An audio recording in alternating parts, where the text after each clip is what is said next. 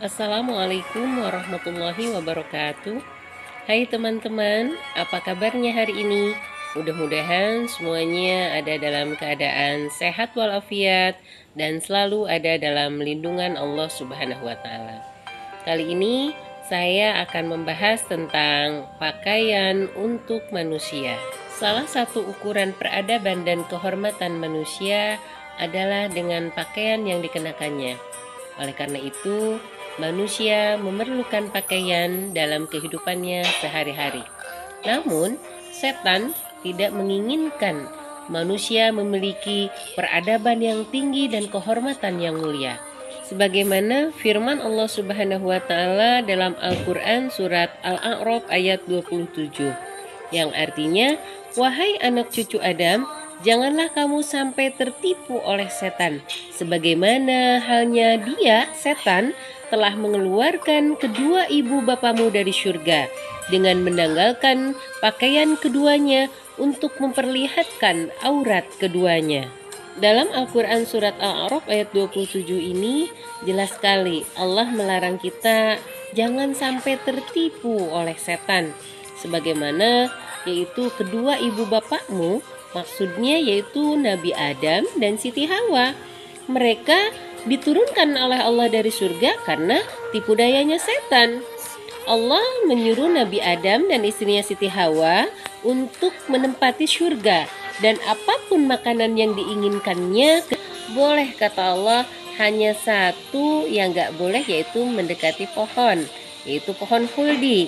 Tapi dikarenakan tipu dayanya setan, maka Nabi Adam dan Siti Hawa bahkan memakan buah khuldi, yang akhirnya Allah murka kepada Nabi Adam dan Siti Hawa.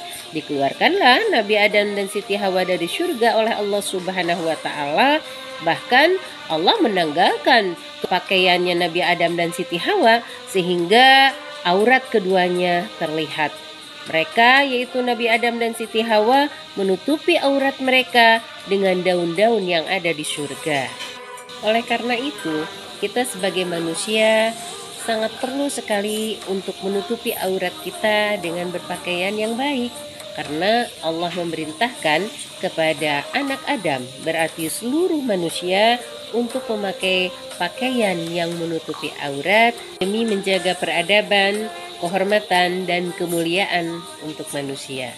Bagaimana firman Allah Subhanahu wa taala dalam Al-Qur'an surat Al-A'raf ayat 26. A'udzu billahi minasyaitonir rajim. Ya bani Adam, qad anzalna 'alaikum libasan yuwari sawatikum warisha wa libassut taqwa dzalika khair. Dzalika min ayatillahi la'allahum yadhakkarun. Yang artinya, wahai anak cucu Adam, sesungguhnya kami telah menyediakan pakaian untuk menutupi auratmu dan untuk perhiasan bagimu. Tetapi pakaian takwa itulah yang paling baik. Demikianlah sebagian tanda-tanda kekuasaan Allah, mudah-mudahan mereka ingat. Ketika menafsirkan ayat di atas, maka Muhammad As-Sabuni, seorang ahli tafsir, menafsirkan ada dua macam pakaian, yaitu yang pertama adalah pakaian yang dikenakan manusia untuk menutupi auratnya dan supaya kelihatan indah. Jadi pakaian yang dikenakannya itu bisa menjadi perhiasan baginya, supaya kelihatannya elok, bagus, dan indah, yang dalam istilah dalam Al-Quran disebut dengan risi, yaitu pakaian indah, yang bisa meningkatkan peradaban dan kehormatan bagi manusia. Dan setan tidak senang dengan itu.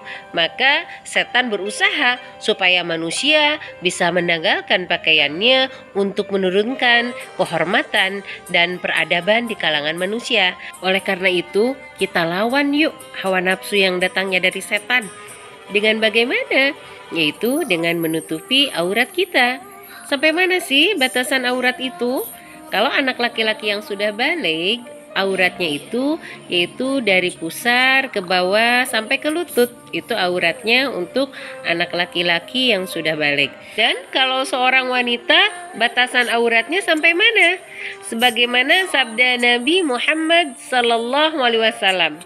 Suatu saat Asma binti Abu Bakar datang menemui Rasulullah sallallahu alaihi wasallam dengan memakai pakaian tipis. Maka Rasulullah SAW berpaling darinya sambil beliau bersabda, "Wahai Asma, jika seorang wanita sudah haid atau sudah balik, tidak boleh terlihat dari dirinya kecuali ini dan ini." Sambil beliau menunjuk mukanya dan dua telapak tangannya. Hadis riwayat Abu Daud. Dan untuk teman-teman kaum wanita, ternyata hampir seluruh badan kita ya aurat. Jadi yuk kita belajar untuk menutupi aurat kita. Jangan sampai kita berpakaian tapi telanjang. Kata Rasulullah kan begitu. Ada wanita berpakaian tapi telanjang, kemudian lenggak-lenggok, kemudian kepalanya bagaikan punuk unta yang miring, ada benjolan, dan wanita yang seperti itu tidak akan masuk surga. Bahkan tidak akan mencium baunya surga. Bagaimana maksudnya? Yaitu wanita pakai pakaian tapi telanjang.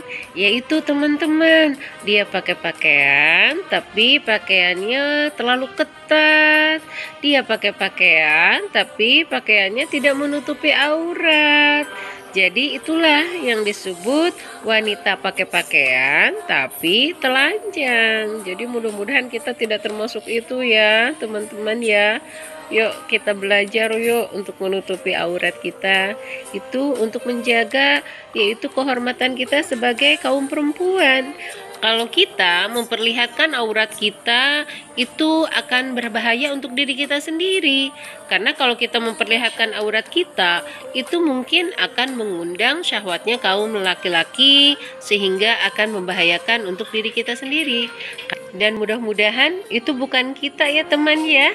Amin ya Allah ya Rabbal Alamin. Dan pakaian yang kedua adalah pakaian takwa. Pakaian waro yang menjauhkan kedurhakaan kepada Allah Subhanahu wa Ta'ala. Dan pakaian takwa ini pakaian yang lebih baik dan lebih indah tentunya. Tidak ada kebaikan pada diri manusia jika tidak berselubung takwa dan ketakutan kepada Allah Subhanahu wa Ta'ala. Kesucian batin jauh lebih penting daripada keindahan zohir. Dari keterangan di atas, maka kita bisa mengambil pelajaran. Meskipun manusia sudah memakai pakaian untuk menutupi auratnya, tetapi jika tidak dibarengi ketakwaan kepada Allah Subhanahu wa Ta'ala, maka apalah artinya pakaian lahiriah itu? Pakaian takwa jauh lebih baik dari sekedar pakaian lahiriah atau jasmani yang kita pakai.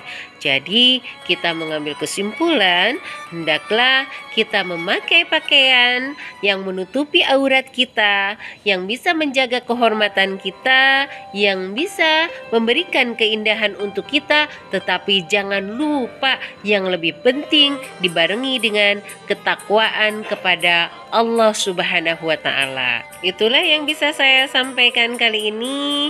Mudah-mudahan bermanfaat, khususnya buat saya dan umumnya buat teman-teman semua. Mohon maaf dengan segala kehilapan dan kekurangannya. Akhirul kalam, wabillahi taufiq wal hidayah. Wassalamualaikum warahmatullahi wabarakatuh.